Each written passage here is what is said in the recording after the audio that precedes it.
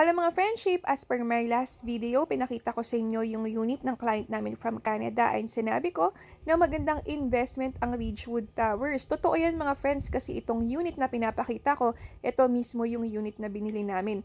Para saan ba siya? For resale purposes kasi mabilis magtaas ang presyo ng properties dito dahil katapat lang siya ng Korean British Embassy and malapit lang sa McKinley Hill, SM Aura at BGC.